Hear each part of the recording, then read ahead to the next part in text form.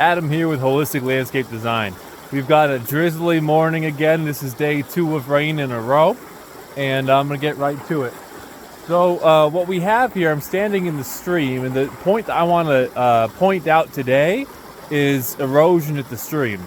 So if you can see behind me, the stream is running over there, and then over on this side right here, it's all sort of barren. So where it's barren right now, that actually used to be part of the forest. And then what happens is that as time goes on and as big storm events happen, the stream floods. And then when the stream floods, it washes away the soil and makes it so that the trees no longer have a spot to root, and the trees fall down and more soil gets exposed, and then it ends up just all washing away. You can see over here is another good example of a spot that was washing away. You can see the stream was on that side over there, and now it tried to come through over on this side here, but I ended up damming that up to protect this tree here. You can see the stream's on that side, and there's a dam with that log there, and that log is helping to protect this spot. So the water was coming right through here, and just every single storm that would happen, it would wash away more soil, it would wash away more soil, it would wash away more soil. And so what's happening is that now I'm giving these plants an opportunity to grow and decay, create that organic matter.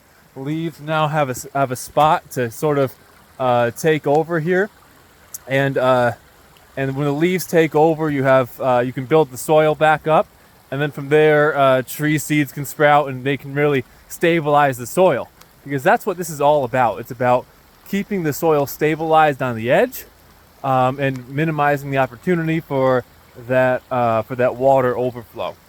Now, how does that water overflow happen? Well, really, what's going on here is that you have these storm events that are allowing massive amounts of water to go into the stream. And what is causing more water to go into the stream now than, say, in the historical past? In the past, all the land was forest, and so the water would hit a leaf. Say that's the ground-covered leaf. Well, first it would hit the top leaf, and then it would hit the ground-covered leaf. So the velocity has really sort of minimized, because it's getting stopped a couple paths before it hits the soil, and then at that point it sinks down into the soil, and so you're really slowing the velocity of the water right from the get-go when you have a forest, and then from there, the water has to make its way from wherever it is, say the ridge tops, all the way down into the stream. And that could take a really long time in the forest, because the water's getting slowed and stopped by all sorts of pits and mounds and debris that's in the way and all that. So, but what we're doing now with urban development, whether you're talking about the extreme case is the pavement and the road and the concrete.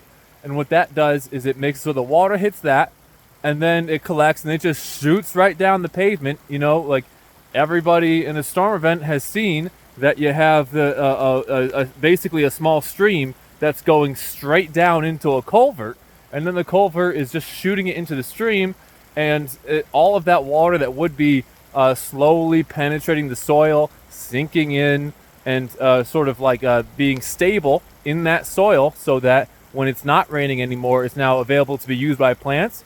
Now that water has been shot off straight into the stream, and now, so there's a greater volume of water in the stream during the storm events. And so along with that, what's happening is that less of the water is being sort of soaked into the sponge of the earth, because that's the way that a forest soil would work, more like a sponge. You have lots of like fibrous root mass.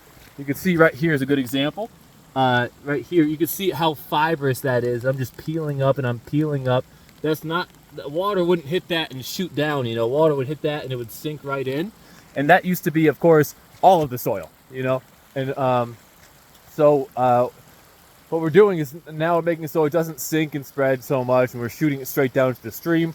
And so during the storm events, huge rush of water, and then outside of the rain events, droughts can happen, in particular with the streams more quickly.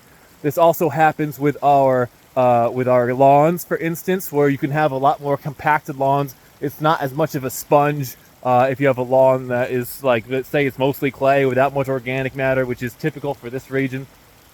So the more that you go towards forested, and the more you go towards a high organic matter lawn and gardens, the more you're going towards water storage in the landscape, and the less harm is going to happen to nearby streams.